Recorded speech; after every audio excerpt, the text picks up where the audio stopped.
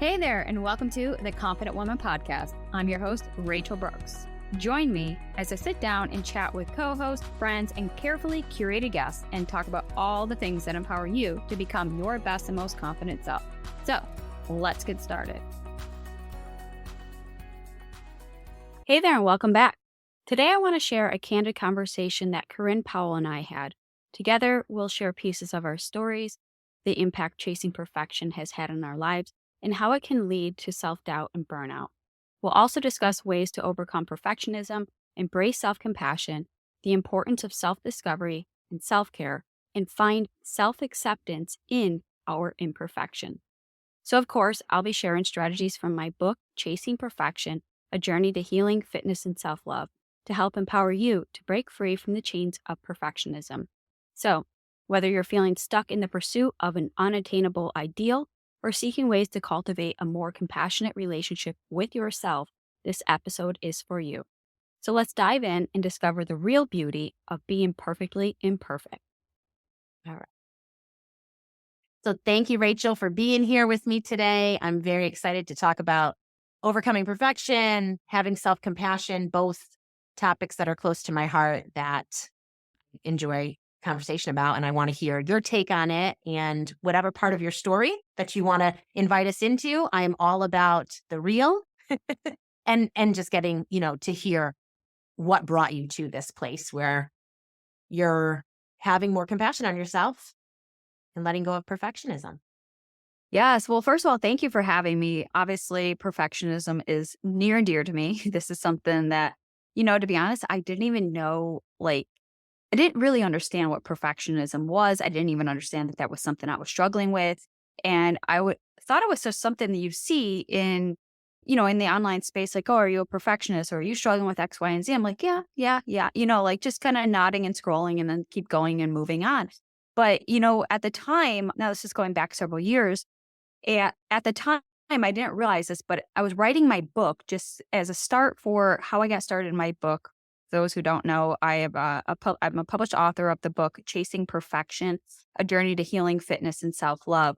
And so coming back to that book at the time, I didn't realize that, perfection was so prevalent and very relevant in my life. And it was something that I didn't realize was happening as I was just going through life, trying to figure things out, as this chase, this strive, that at the end of the day, is it enough? Am I enough? And those were questions that were always, as a focal point in everything I did to move myself further and more forward into the directions of where I wanted to go, that it was perfection. The ideal of perfection was tripping me up. And that's why every time I would start something, I was just met with resistance or failure or defeat or just beating myself up and wondering, why can't this work? Why can't I make this happen? Or why is it for everybody else? And so a lot of those questions were really, stemming me to move forward, but I didn't know that that was a thing, and that thing was what was preventing me from moving forward. So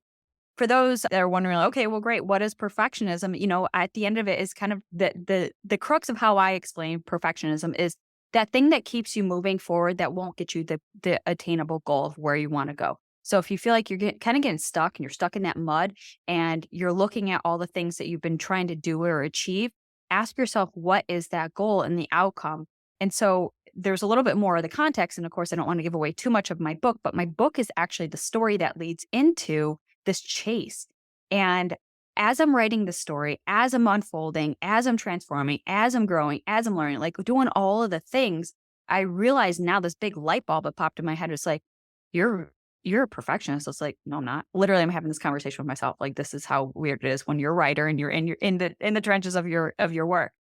And I'm struggling with myself. And I was like, no, because a perfectionist is that thing for other people, or it's that perfectionism isn't for me because I haven't achieved it. And this perfectionism won't give me the ideal lifestyle that I've been wanting. So it's like, no, perfect isn't even in my vocabulary. Whew. Whoa, what kind of messed up weirdness was that, right? So fast forward, I'm now done with my book. I'm publishing my book. And at the time, I had a completely different title for my book, completely different. So I'm talking to somebody at the time. She works in the book industry and she's like, "Well, tell me the title of your book." And so my original title was Out of the Shadows and Into the Light: A Journey to Healing, Fitness, and Self-Love. And she immediately just like, before I can even finish, she goes, "That's so trope." And I was like, I don't even know what that looked on. What does trope mean? So it means it's kind of like blah or something. It was just didn't really have that punchline for, a title and being in the book industry and things like that. And I was like, oh, okay, well, interesting. So she suggested a few different titles. I suggested a few different titles. And, after our conversation, I said, I wonder if she's onto something. So I go to my manuscript and just hit Control F. And sure enough, the word perfect or of some context of that was probably, I don't remember the exact number, but like 100 something times. I don't know. It was ridiculous. And I was like, oh, so apparently the chase was so far off that my mind didn't even catch up with that. And I realized that that time I was chasing the unattainable, which was that form of perfection. So whether it was achieving the perfect life, the perfect job, the perfect body, the perfect marriage, the perfect whatever it was, that was actually me chasing an illusion, which is why I never achieved it.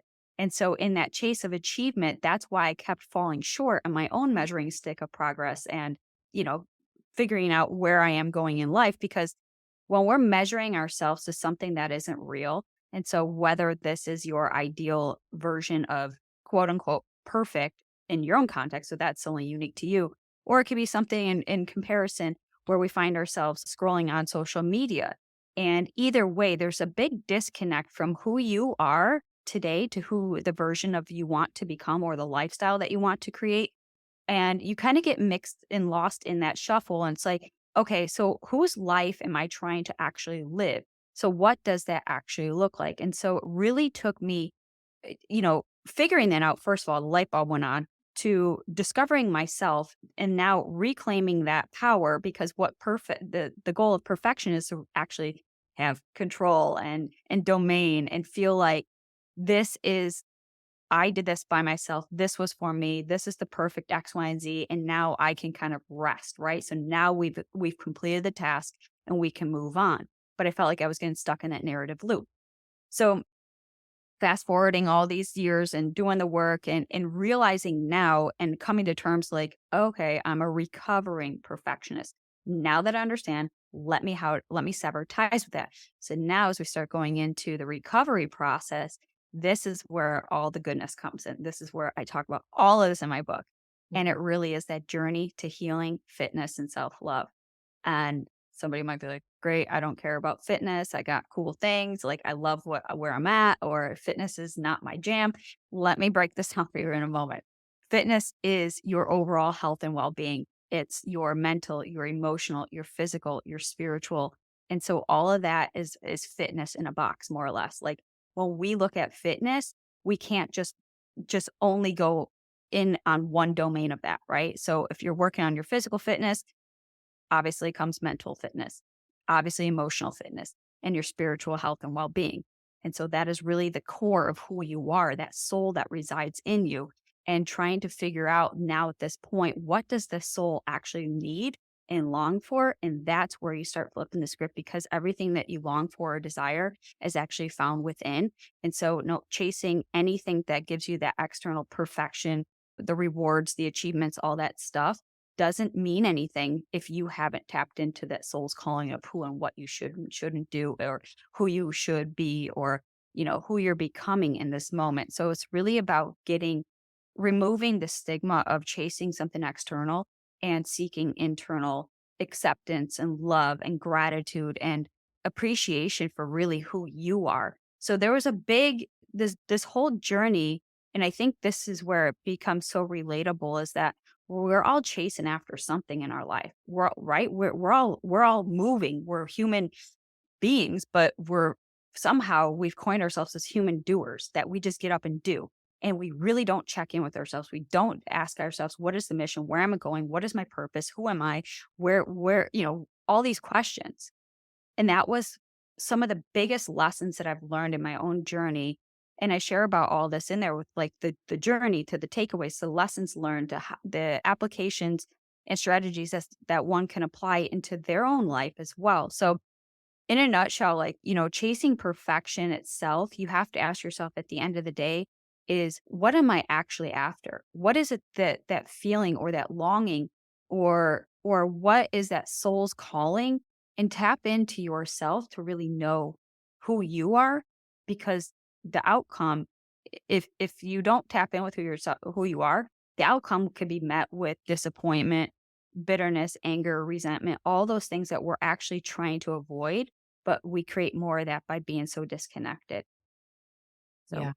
Yeah. that's, I mean, I can go on, and I know that just for your listeners' time as well. I just want to be respectful of that. So it's a big, long, like, perfectionism, right? It could trip you up in so many of those places and get you stuck in those weeds, which, unfortunately, but also fortunately, I found myself in, got out, and now I'm able to give back and help others that may find themselves just deep in the trenches to maybe they're just figuring out, like, poking their head out and saying, "Wow, there's hope. There's something different out there, and I don't have to chase. I'm so, so, so tired. I'm burned out. I'm overwhelmed. I'm exhausted." 'Cause that's where I found myself at the bottom of my pit, so I call it, and that's when I said, "I can't keep doing this, something's gotta change," and so that was really the transformational growth and journey aspect of it to really rediscover who I am and start reclaiming that power that I had inadvertently given away to other people to dictate and determine my value and my self-worth. So, that's kind of, in a nutshell, short, unabridged or abridged version of my book. Yeah, well, that's awesome. I'm always inspired to, know someone wrote a book because we all have a story. We all Mhm, have something to share. And you're the recovering perfectionist, I'm the recovering people pleaser, but so much of what you're talking about is the same. Us like coming to understand who are we mhm, and what actually do we like, which can be a journey, if we lose ourselves, you don't even know. And then I think mhm, about that idea of perfectionism, and it's that immediately I'm presented with this idea of why?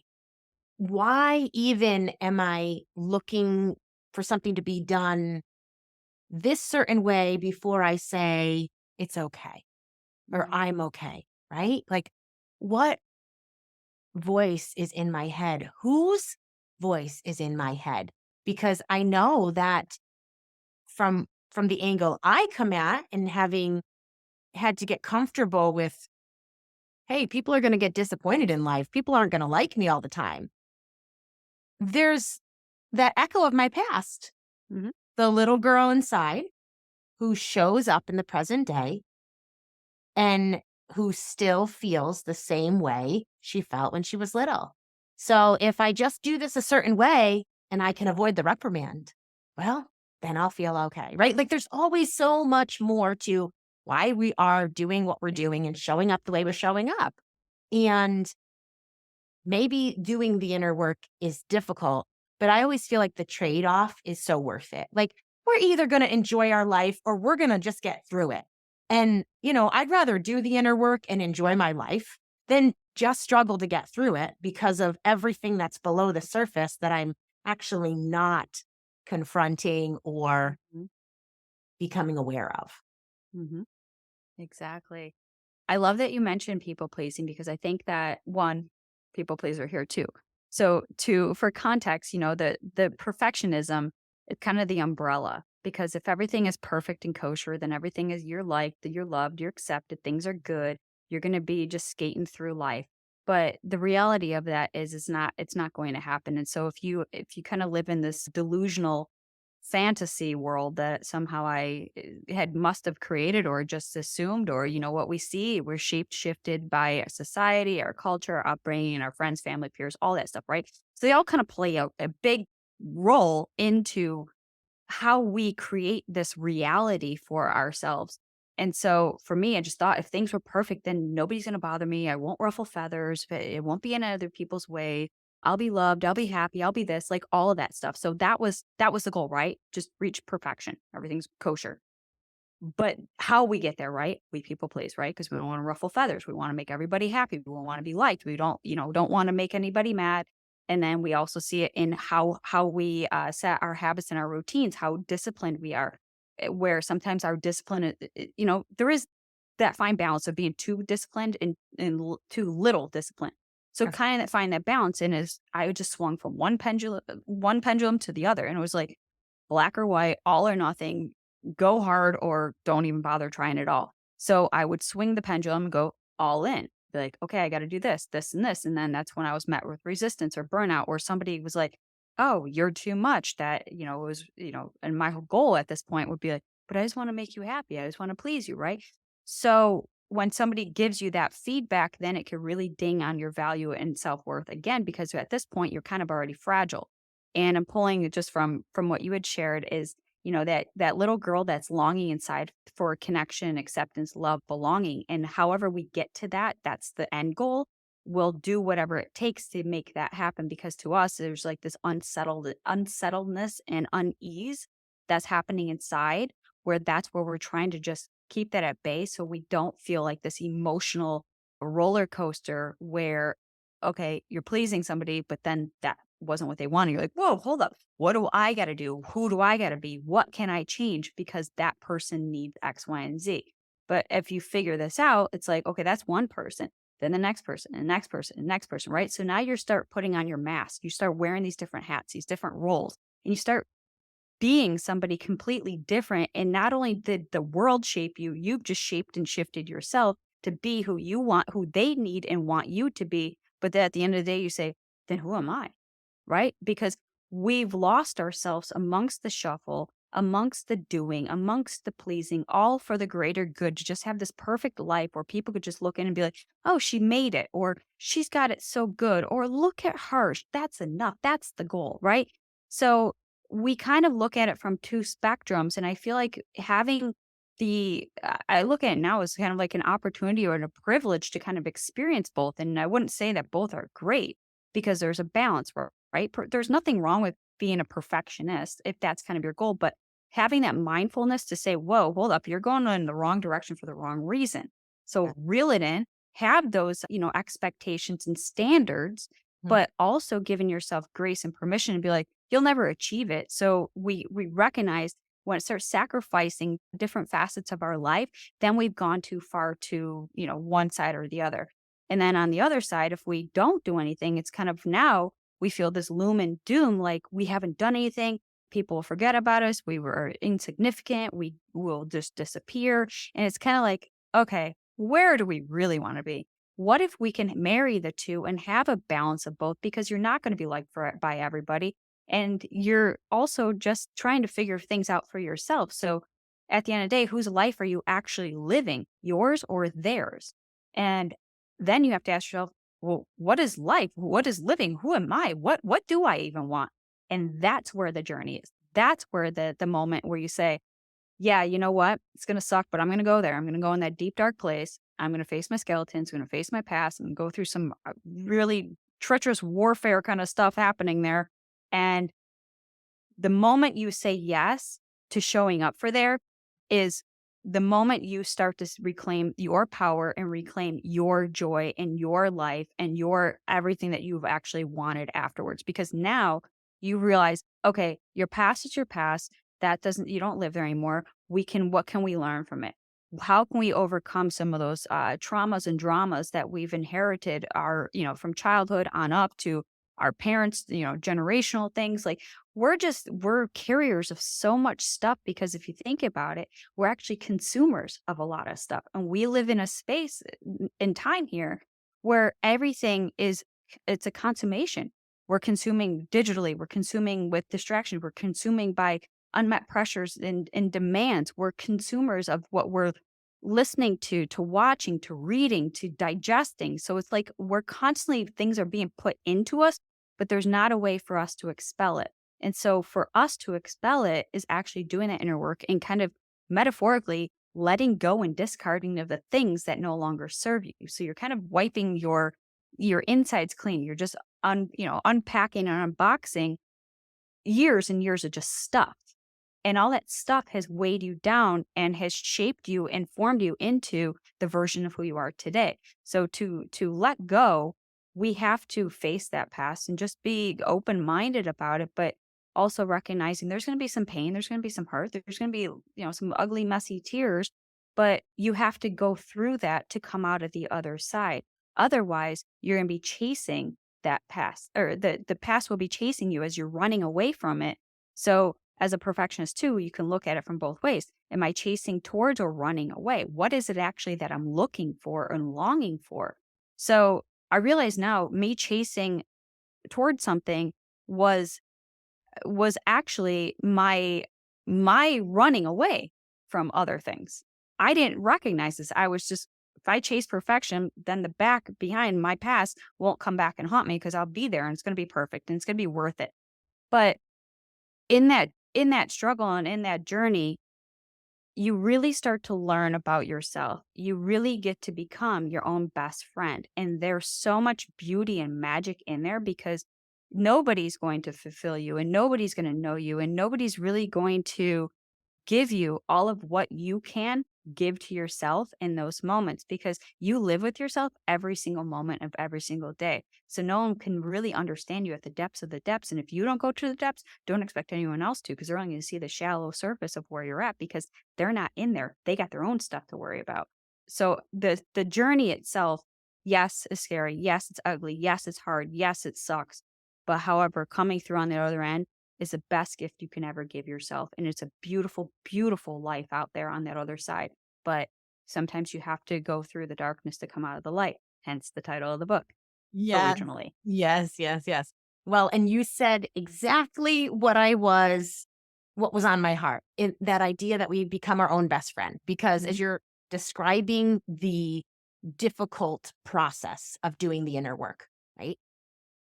When I see the picture of it, doing it alone makes it all the more difficult. And Mhm. that's oftentimes, the most painful parts of our past is that what we walked through, we actually feel like we walked through it alone. We walked through it unsupported.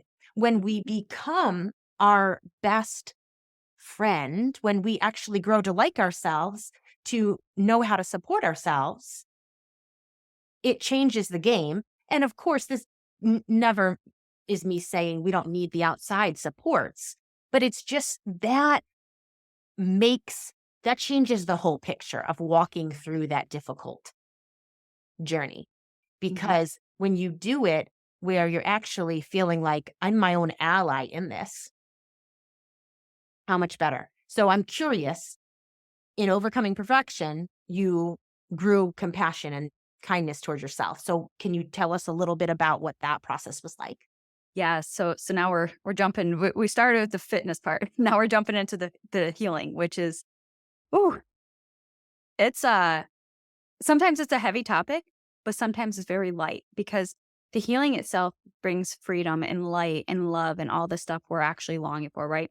So, in that was something I realize now as I'm going through this journey. For me to get through that other side, I can't beat myself up about how I even got to where I'm at right now. So recognizing that was like kind of the first thing. So awareness, self awareness, again, is probably the biggest and best tool that you can put in your tool belt because again, if you don't know where you're coming from, you cannot have a direction of where you're going. You could just say, I don't want, right? And so that don't want is you running away or escaping or numbing out or whatever it is to avoid your current situations. So recognizing that with self-awareness comes self-compassion because when we have self-compassion, when being compassionate towards self is really the essence of being kind and gentle and patient and all those fruits that come with our for me, I'm a woman of faith, so I have to really tap into those fruits of a promise, those being kind and patient and loving and understanding. And I said, well, obviously, I haven't gotten that from the other people because I wouldn't be in the situation I'm at. So where else am I going to get that? Let me start practicing this on myself. So as I started practicing this on myself, I realized now how much I was showing things that I actually needed so much. But I realized now that lens of compassion has changed because now it wasn't putting expectations, pressures, and demand for other people to be kind to me or treat me with love or whatever that is. How can I start implementing that on myself first? And as I was doing this practice, I started feeling differently. I started showing up differently. I became lighter. Became freer. And it started to just radiate into my other relationships. My marriage got better, my friendship circle got better, my clients and my customers were better. Like everything was improving from the inside out because I was doing the inner work. So what the whole concept is, what you reap, you sow. Mm. So what are you sowing inside? Are you sowing those seeds of love and compassion? Are you doing that for yourself? Are you nurturing your mind, body, and soul? So those pieces were were essentially the healing aspect for my journey. And in doing so, I like I said, the pain of our past, the hurt, the drama, the trauma, all that stuff will always be there. It's not like you're ever going to forget about it and move on as if it never happened. There's scars, there's still pains, there's still triggers that are there. But being so kind and gentle to yourself and recognizing that when something triggers that, or when something emotionally goes awry, or you're reminded of something, maybe something you see it on a movie, you're like, oh, that yeah, it doesn't mean that you still have healing to do. It can also just be a reminder of how far you've come. And I think that there's kind of this context and a little bit of a side tangent here, but that concept of healing doesn't mean that we're always healing something, Mm. like that there's always a work to do. It could just, again, be that little nudge of a reminder for you because somebody else needs it, and you're going to be the light and the healing aspects for that next person. So we can't always think it like we have to do something. Just the healing part allows you now to look at life through a lens of love and compassion, so you can actually see and feel, because you've had this energetic exchange, that when somebody's going through that, you just sit there and be like, ooh, I feel that. I've been there. And now you extend this kindness, this consideration, this form of humanity that has been just dismissed for so long. It's like, "Oop, sucks to be you. That's your bad. I'll see ya." And it's like, no, no, we're humans here. What is at the core of a human is a soul. A soul is love, compassion, kindness, gentleness, being gracious, forgiveness, healing, right? Because at the end of the day, isn't life better when we get to do that together than feeling like we're in these own silos trying to heal individually? And then when we come out, we still have this kind of aggression like, are you Yeah. healing as good as I am? Wait, you didn't do that thing, but I did. And now it becomes this comparison and competition where it's like, no, we're just all in this bucket of healing together. Let's just do this together. Right. Yes. Yes. I love that because you're giving us, I always talk about like, what can we pull from what we're hearing? What can we do? And not to be productive, Mhm. just because the point isn't just to sit through life and listen to everything and never to put action to it. Yes, yes, Right. yes. So, what you're saying there is something we can do something with, like letting the beauty from within us Be the flow light that out. shines on others. Yes. Exactly. So that we're impacting people. We're not trying, we're just being ourselves. And when innately, and I believe like there is an innate good in people, right? And sometimes the the callousness comes from the self-protection. And okay, I've been hurt, so I'm going to now put up a wall. I'm going to try to protect myself. But really, there is the softness, there is the beauty below it. And if we just allow ourselves to be that, we create this external beauty in the world. And so, I mean, there's so much we that could be pulled from what we're talking about, and whatever's hitting you listening, you take that and walk with it. But like, I'm catching the heart of what you were just saying and feeling like there's something there we just can sit with. There Mhm. is something there to remind ourselves of. Maybe it's because we're running into people who aren't showing their beautiful parts. Okay. And it can start with us. It can start with us. So, yeah, I I just appreciate you sharing a bit about your own story and letting us into that because we we need more. We need more of the real, and you gave us real today. So I hope that those listening will also go ahead and get your book, and I will, you know, be sure in the show notes that they know where they can get it. But I really appreciate the time you spent with us and for what you've shared of yourself. Thank you. Absolutely. Well, thank you for having me. This has been an incredible conversation. And I hope, that what we shared today was definitely something to start taking some applied action as well. And so to your note, we can say all the things and speak all the things and do our affirmations and whatnot. But if we don't marry that with action, then those are just wasted words because the intention has to be applied with action. And that's where we start getting the results and we start showing up intentionally and living with on and for a purpose. And I think that is really the inside job. And that's really the quest of our purpose here on life is to find our purpose and then give it away to that point with, just sharing real quick with the light, right? So sometimes our spark just gets dimmed by everything that has happened to us. We're not being supported, the traumas and dramas, right? We just don't have people that believe in us. And sometimes we're just walking around with that tiny little spark.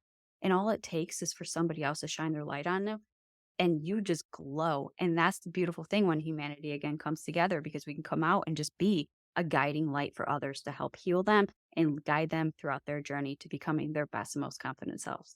Yes, for sure. And where can listeners find you, Rachel? They want to connect with you. Yeah. So my website is iamrachelbrooks.com. And you can find me on all social media platforms at I am Rachel Brooks. And of course, my favorite one to hang out is Instagram for my DMs, but I'm actually digging LinkedIn. So if you find me there, definitely connect on either one. It's fun. I love connecting with you. So please just shoot me a message and I'd love to carry the conversation. All right. Fabulous. Hey there. Thank you so much for joining me on today's episode of the Confident Woman podcast. If you enjoyed today's episode as much as I did, please be sure to like, subscribe, and leave us a review. Thanks again for listening.